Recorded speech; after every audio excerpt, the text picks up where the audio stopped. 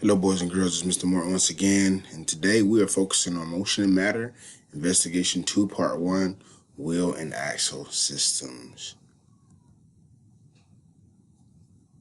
Today, our essential question is, how can we use our observations of systems to predict motion? Now, today is going to be fairly interesting, but I want you to make sure that you're being super careful. And the materials that are to be used in the classroom would be 1 cardboard ramp, 4 clothespins, 4 large red plastic discs. Now, the cardboard and the clothespins and the would be used together to make a ramp. So what I'm gonna ask you to do today is to create a ramp using some materials in your house. Okay. Now, if you can't find anything, that's okay, but we want you to find something that creates a slope. Okay, a slope is going to be something that helps you or helps your vehicle roll down and actually move. Okay, so here's the procedure. Set up your ramp to make a slope as demonstrated.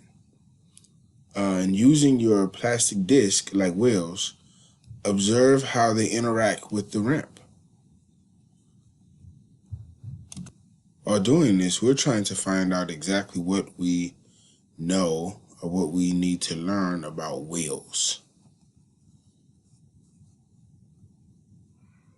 You may use any kind of toy or car that has wheels, a toy car or anything that has wheels and can potentially move or roll. And we want you to observe what happens when that item or object is placed on the ramp. The question is, are the forces balanced or unbalanced? And the second question is, why do you think that is? The third question being, what forces are working on the wheel as you watch? So we talked about 2 forces last week when it came to the magnets. And now we want to look back and see if those forces are working right now.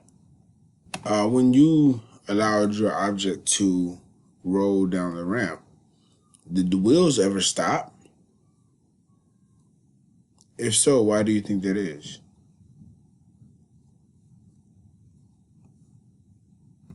When you let go of one wheel at the top of the ramp, what direction does it roll in? So for example, you can take an object that has one wheel and you can let that one wheel go by itself.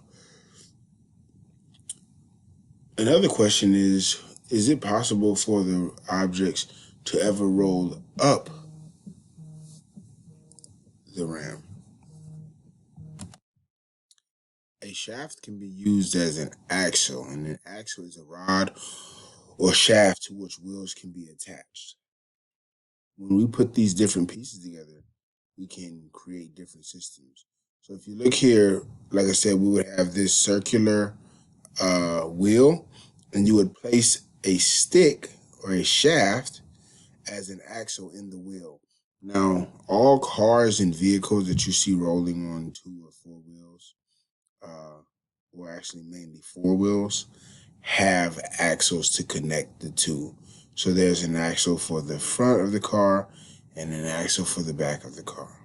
So the next time you're jumping into your mom and dad's car, you may look down and see the 2 tires in the front and 2 tires in the back.